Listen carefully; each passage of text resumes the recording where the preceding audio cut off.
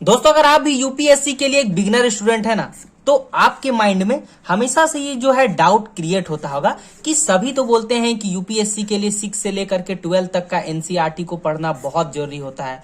और ऑब्वियसली हम बात करें तो एनसीईआरटी पढ़ना भी बहुत जरूरी है, लेकिन देखो अगर हम इस पे बात करें तो ये जो होता है ना 6 से लेकर के 12 तक का एनसीईआरटी, इसको पढ़ना ही नहीं बल्कि इसको ना इसका डीप नॉलेज भी हमें रखना पड़ता है। ठीक है, तब ना हम आगे चल के जो एडवांस बुक होगा या जो भी हमारा टॉपिक आएगा उसको हम अच्छे से पढ़ लेंगे, चाहे वो किसी भी बैकग्राउंड से हो, बीटेक से हो, बीएससी से हो, बीकॉम से हो या बीए से हो या एमबीबीएस से ही क्यों ना हो। तो इसी के रिगार्डिंग आज बात करेंगे। और हाँ, जो इंपॉर्टेंट आज का ये टॉपिक है ना, ये हमारा रहेगा कि जो 6 से लेकर के 12 तक का एनसीईआरटी है उसको हम कैसे अच्छे से अपने दिमाग में डीपली याद करके रख सके। ठीक है, तो वीडियो बहुत इंपॉर्टेंट होने वाली है, इसीलिए आपके लिए हमेशा एक अच्छा वीडियो लेकर के आते हैं यूपीएससी के लिए। तो लाइक सब्सक्राइब एंड शेयर करके बेल आइकन को नहीं प्रेस करा है तो जल्दी कर लेना। ठीक है, तो चलिए अभी देखते हैं। देखो कभी भी आप बुक को पढ़ो ना तो कोशिश करो, जैसे कि देखो मुझे पता है कि आधुनिक भारत में सामाजिक परिवर्तन ये वेरी वेरी इंपॉर्टेंट है मेरे लिए, तो इसको अंडरलाइन कर लो। पहले अंडरलाइन करने के बाद आपको क्या है, एक बार आपको डीपली पढ़ना है टॉपिक को। जैसे कि यहां से देखो,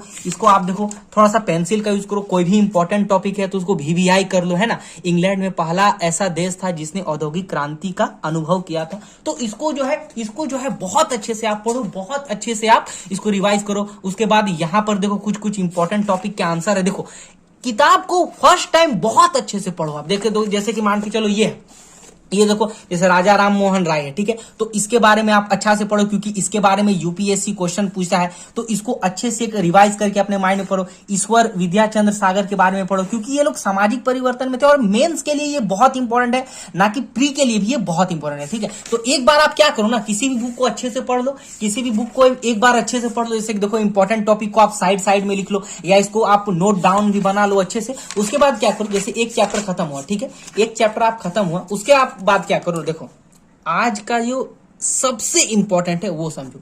एक चैप्टर आपने पढ़ा और जब आप इस दूसरे चैप्टर में जाओ, कहने का मतलब है एक चैप्टर आपने पढ़ लिया, दूसरा चैप्टर में जाओ तो एक बार फिर से उसको डीपली पढ़ने का कोशिश मत करो, उसको एक बार आप देखो। जैसे कि मान के चलो एग्जांपल देते हैं कि एक 18 चैप्टर को मैंने पढ़ लिया, अब इसको पढ़ लिया एक दिन अच्छे से डीपली से। अब मान के चलो हम आएंगे इस चैप्टर में, आएंगे कंपनी का शासन जन विरोध 19 में आएंगे, तो इसको पढ़ने से पहले इसको रटना नहीं है, इसको एक बार हल्का हल्का हमको ऐसे पेज पलट करके देख लेना है, ऐसे हल्का सा देखना है, पढ़ना है, जो इंपॉर्टेंट टॉपिक लिखा था उसको याद करना है। उसके बाद हमको जो है इस चैप्टर में जो है उसके बाद हमको आना है।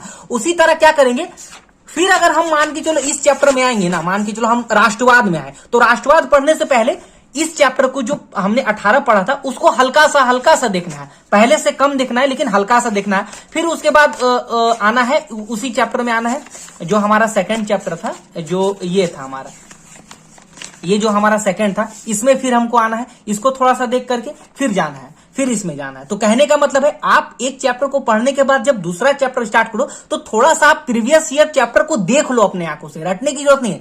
और एक टाइम में आपको कंफर्म बता रहा हूं, एक टाइम जब ऐसा आएगा कि आपका ये पूरा डीप स्टडी होगा और कहीं ना कहीं आपको जो है, जो कहते हैं ना रटने की आपको जरूरत नहीं पड़ेगी और अच्छे से आपका जो है सिलेबस कंप्लीट होगा, बशर्ते आपको सभी के साथ करना। देखो हमें तब तक अपनी पढ़ाई को अच्छे से नहीं करना है ना जब तक हम उस पर कोई अच्छा आंसर राइटिंग कर ले। और देखो आपको हर एक चैप्टर में ऐसा पढ़ना है, ऐसा नहीं है कि मैं बस एक चैप्टर में क्या हूं, देखो सभी चैप्टर में मेरा वैसा रहता है और आपको भी इसी टाइप में पढ़ना है। इंपॉर्टेंट टॉपिक को आप यहां देखिए, टॉपिक करके हिसाब से उसको लिखना, ठीक है। जैसे कोई भी मैपिंग है तो मैपिंग को अच्छे से पढ़िए, उसको माइंड में रखिए। हाँ, और एक इंपॉर्टेंट, जब आप एक वीक अच्छा से आप अपना रिवीजन कर लो ऐसे करके, तो आप कोशिश करो कि थोड़ा सा आंसर राइटिंग करो यूपीएससी में, through diagram, through answer writing करो। कुछ इस टाइप के आप डायग्राम बनाओ, है ना, ऐसे आप डायग्राम का यूज करो इस टाइप में, है ना। कुछ यहाँ लिखो, जैसे कि एग्जांपल के तौर पे देखो ऐसे डायग्राम का यूज करो, तो कहीं ना कहीं ज्यादा हेल्पफुल होगा और अच्छे से आपकी पढ़ाई होगी। तो आई होप ये वीडियो आपके लिए हेल्पफुल रहेगी।